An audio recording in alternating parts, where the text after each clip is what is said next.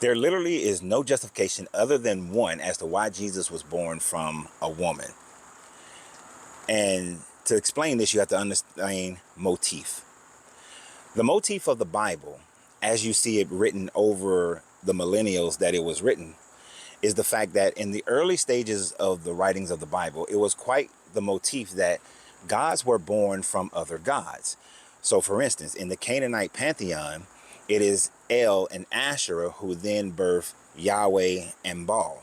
And then even as that changed, it was still Yahweh and Asherah who then birthed Baal and Mot.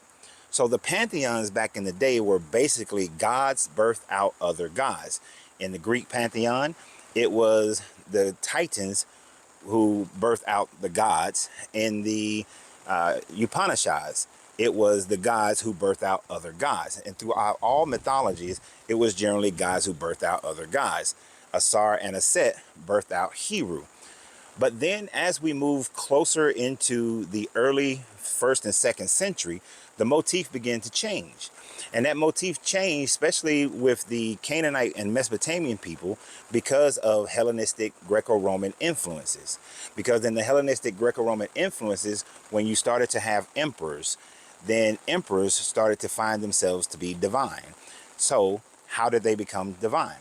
The king of Argos, whose name was Heracles, was probably a man who did great things and was the king of Argon. But then, as he began to become legendized, his story changes to where he is born from Zeus and his mother, a mortal mother. So the stories began to then change throughout the Mediterranean, where great kings or great leaders or great prophets or anyone who is of great renown started to be born from a god and a mortal woman. So in the case of Jesus, Jesus then followed the exact same motif of being a demigod that was born from a god and a woman. And then we find this throughout all civilizations in and around that same time frame, that this was the new motif of describing great people who lived amongst you, that you then legendize them into higher levels. So since that was going on in the early 2nd and 1st century BCE, this just became a normal thing to be considered when writing stories about your gods in the Jesus time frame and on into the 1st and 2nd century CE. So although you should, it makes more sense that since God was able to create Adam through breathing through mud and breathing into his body, that the Jesus character should have not ever have to been born from a woman. But this just shows the difference of writing styles throughout time.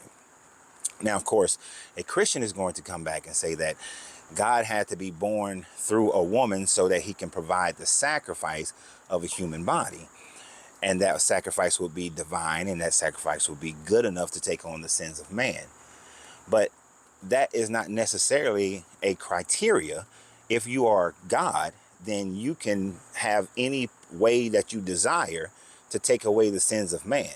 Jesus could have been made from the same material or anything, or from the ether, in the way that the Gnostics believe that Jesus was a created being that was made after God created the universe, and still provided the sacrifice to which was provided because he was still made in flesh and not made to only live on a spirit plane.